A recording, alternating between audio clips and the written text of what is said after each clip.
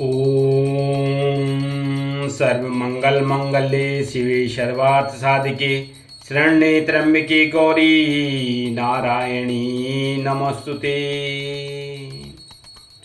यदि श्री दुर्गा सप्तशती का पाठ करते हैं तो इसमें कीलक पढ़ना भी अत्यंत आवश्यक है। इसमें कहा है कि सिद्धि के प्रतिबंधक रूप कील के द्वारा महादेव जी ने इस स्रोत को कीलित कर रखा है, अतः इसे निष्कीलन करके ही प्रतिदिन या जब भी आपके पास में समय हो इसे पढ़ा जाए, इसका पाठ करना चाहिए। तो चलिए कीलक पढ़ते हैं। ओम चंडिका देवी को नमस्कार।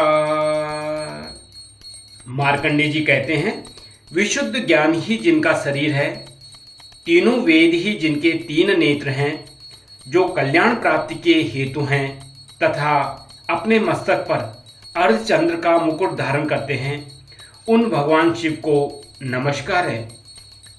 मंत्रों का जो अभिकीलक है, अर्थात मंत्रों की सिद्धि में विघ्न उपस्थित करने वाले शाप रूपी कीलक का जो निवारण करने वाला है, उस सप्तशती स्त्रोत को संपूर्ण रूप से जानना चाहिए और जानकर ही उसकी उपासना करनी चाहिए।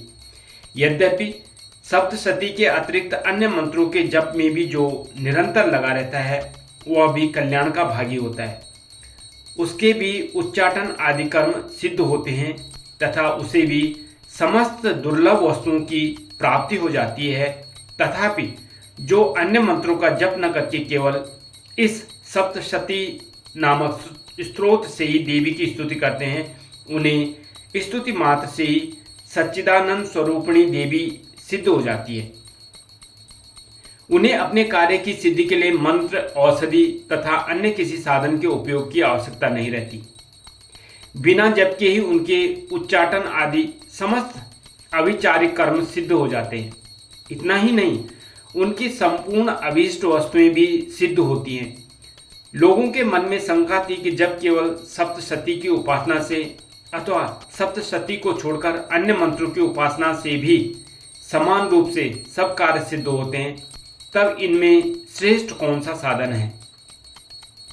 लोगों की इस शंका को सामने रखकर भगवान शंकर ने अपने पास आए हुए जिज्ञासुओं को समझाया कि यह सप्तशती नामक संपूर्ण स्तोत्र ही सर्वश्रेष्ठ एवं कल्याणमय है। तदनंतर भगवती चंडिका के सप्तशती नामक स्तोत्र को महादेव जी ने गुप्त कर दिया।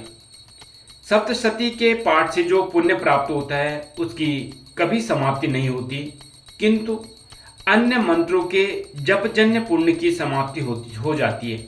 अतः भगवान शिव ने अन्य मंत्रों की अपेक्षा जो सप्तशती की ही श्रेष्ठता का निर्णय किया, उसे यथार्थ ही जानना चाहिए। अन्य मंत्रों का जप करने वाला पुरुष भी यदि सप्तशती के स्तोत्र और जप का अनुष्ठान कर ले तो वह भी पूर्ण रूप से कल्याण का भागी होता है, इसमें तनिक भी संदेह नहीं है। जो साधक कृष्ण पक्ष की चतुर्दशी अथवा अष्टमी को एकाग्रचित्त होकर भगवती की सेवा में अपना सर्वस्व अर्पित कर देता है और फिर उसे प्रसाद रूप से ग्रहण करता है, उसी पर भगवती प्रसन्न होती है, अन्यथा उनकी प्रसन्नता नहीं प्राप्त होती। इस प्रकार सिद्धि के प्रतिबंधक रूप कील के द्वारा महादेव जी ने इस स्रोत को कीलित कर रखा है। जो पूर्वोक्त रीति से निष्कीलन करके इस सप्तशती स्त्रोत का प्रतिदिन स्पष्ट उच्चारण पूर्वक पाठ करता है, वह मनुष्य सिद्ध हो जाता है, वही देवी का पार्षद होता है और वही गंधर्व भी होता है। सर्वत्र विचरण करते रहने पर भी इस संसार में उसे कहीं भी भय नहीं होता। वह अपमृत्यु के वश में नहीं पड़ता तथा देह त्यागने के अनंतर मोक्ष प्राप्त कर लेता है। अतः कीलन को जानकर उसका परिहार करके ही सप्तशती का पाठ आरंभ करें। जो ऐसा नहीं करता उसका नाश हो जाता है। इसलिए कीलक और निष्कीलन का ज्ञान प्राप्त करने पर भी यह स्त्रोत निर्दोष होता है और विद्वान पुरुष इस निर्दोष स्त्रोत का पाठ ही आरंभ करते हैं। यहाँ पे साथ में सप्तशती में कहा गया कि यहाँ कीलक और निष्कीलक के ज्ञान की अनिवार्यता बताने के लिए ही विनाश होना कहा है। वास्तव में किसी प्रकार भी देवी का पाठ करें उससे लाभ ही होता है, यह बात वचनांतरों से सिद्ध है। आगे चलते हैं। स्त्रियों में जो कुछ भी सौभाग्य आदि दृष्टिगोचर होता है वह सब देवी के प्रसाद का ही फल है। अतः इस कल्याणमय स्तोत्र का सदा जप करना चाहिए। इस स्तोत्र का मंद स्वर से पाठ करने पर स्वल्प फल की प्राप्ति होती है और उच्च स्वर से पाठ करने पर पूर्ण फल की प्राप्ति होती है, अर्थात सिद्धि प्राप्ति होती है। अतः उच्च स्वर से ही इसका पाठ आरंभ करना चाहिए।